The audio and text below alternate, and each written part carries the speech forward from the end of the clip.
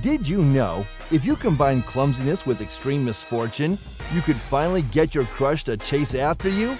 No? I guess it might not work for a lot of us, but it worked like a charm for someone I know. It's hard to get your love interest to notice you, isn't it? You know what isn't difficult? Hitting the subscribe button and leaving a like. It isn't that hard, and we'd really appreciate it. Anyway, back to the video. Alright, let's paint a picture here. Imagine you've fallen for someone and they've been the apple of your eye for 2 years. You gather every single drop of courage you have in your body to finally confess your feelings. On the school rooftop, romance anime style. You weren't expecting anything at all. It was enough for you to let them know. So when you finally say the words you've been dreading to say, you feel a sense of relief. For just 2 seconds. The next thing you're feeling is the imaginary truck that hits you and drags you for a few blocks as they ask you who you are in the first place.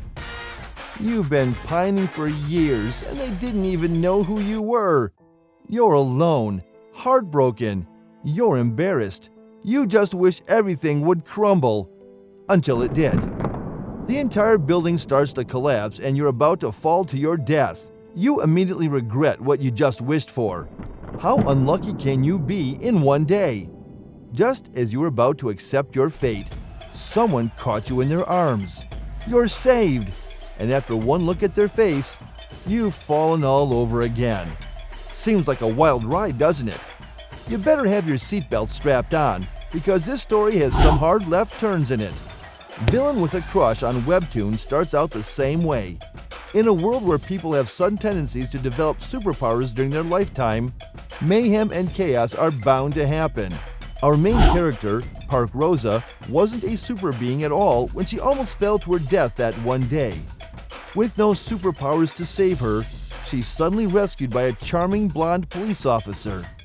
She falls for the very popular and very powerful Han Do-young after he saves her life. Do-young, part of the superpowered police along with other super beings, answers the call in their city when the situation gets too far out of hand. It looks like your average damsel in distress gets saved by a handsome prince love story, right? You would think that if you stopped reading midway through the first episode. But if you kept reading until where the story currently is right now, you would know that these two characters have their own quirks, to put it lightly. Let's get everyone properly acquainted, shall we? Park Rosa is an 18-year-old student who has nothing going on for her. She lives a normal life in a city filled with superpowered beings. You could say there's nothing special about her. That is true, but her ability to attract misfortune and chaos says otherwise. You see, the thing about Rosa is that she isn't just extremely clueless about her surroundings, she's also naturally unlucky. From getting hit by a car to being labeled as an S-level threat without her knowing, her obliviousness and unluckiness are on another level.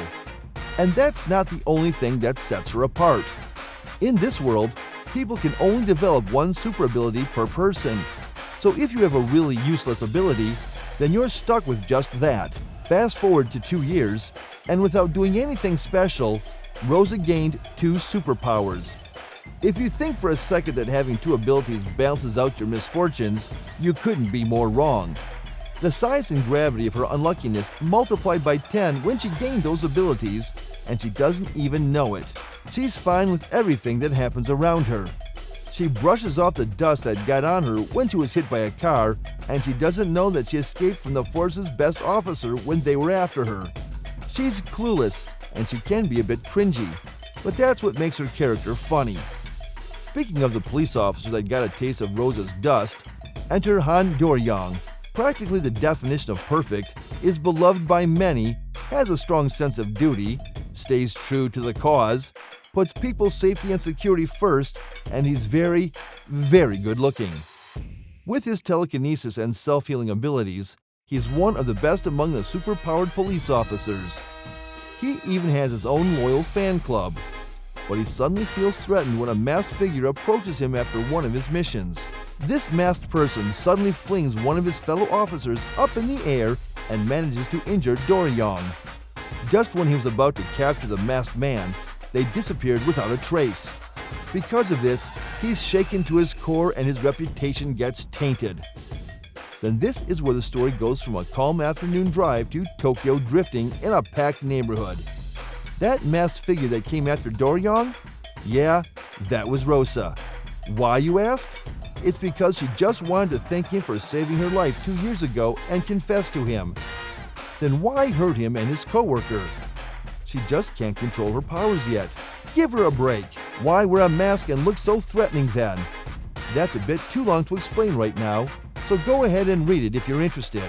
New to her powers and completely unable to read situations, Park Rosa has been trying her best to approach Han Doryong as this masked person. But because of her attempts to confess to Doryong, she's being treated like an Avengers-level threat, giving her the villain name of Black Dog. Whenever Rosa as Black Dog shows up, things escalate too quickly as Doryong and his colleagues try to arrest her. To Rosa, she thinks she isn't doing anything wrong and is just trying to be discreet. To the government, though, I don't think that's the case. For example, things got so out of hand when Rosa was trying to hand him a love letter.